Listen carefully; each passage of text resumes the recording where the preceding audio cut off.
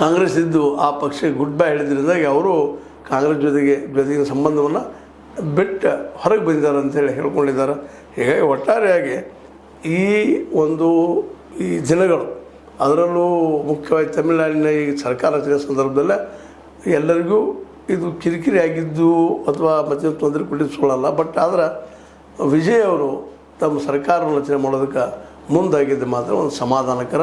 ಅದಕ್ಕೆ ಕಾಂಗ್ರೆಸ್ಗಳು ಸಪೋರ್ಟ್ ಮಾಡಿದ್ದು ಸಹಿತ ಒಂದು ಒಳ್ಳೆಯ ಹೆಜ್ಜೆ ಅಂತ ಹೇಳ್ತಾ ನೋಡೋಣ ಇದೇನಾಗುವ ಡೆವಲಪ್ಮೆಂಟ್ ಅಂತ ತಿಳ್ಕೊಂಡು ಇದು ನಿಮ್ಗೆ ಲೈಕ್ ಆಗಿರ್ಬೋದು. ಲೈಕ್ ಮಾಡಿ, ಶೇರ್ ಮಾಡಿ, ಕಮೆಂಟ್ ಮಾಡಿ, ಜೊತೆ ಸಬ್ಸ್ಕ್ರೈಬ್ ನಿಲ್ಲಿಸ್ಬೋದು. S16 ನ್ಯೂಸ್ ಅರ್ಥ ತಿಳಿಸಿದ್ರೆಂಬುದು ಸತ್ಯದ ಕೈಗಳಲ್ಲಿ ವಂದನೆಗಳು. ಆತ್ಮೀಯ ಸಾರ್ವಜನಿಕರಲ್ಲಿ H16 ಅರ್ಥಾತ್ ಸೀತಾರಾಮದಿಂದ ಒಂದು ಮನವಿ.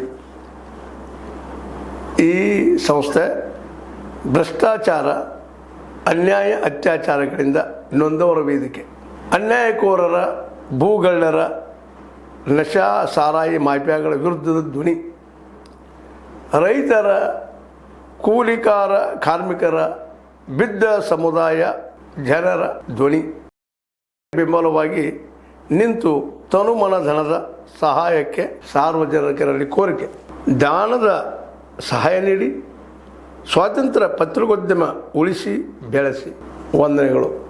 ತಮ್ಮನ್ನೇ ನಂಬಿರುವ ಮಲ್ಲಪ್ಪ ಇ ಜೋತಾವರ್.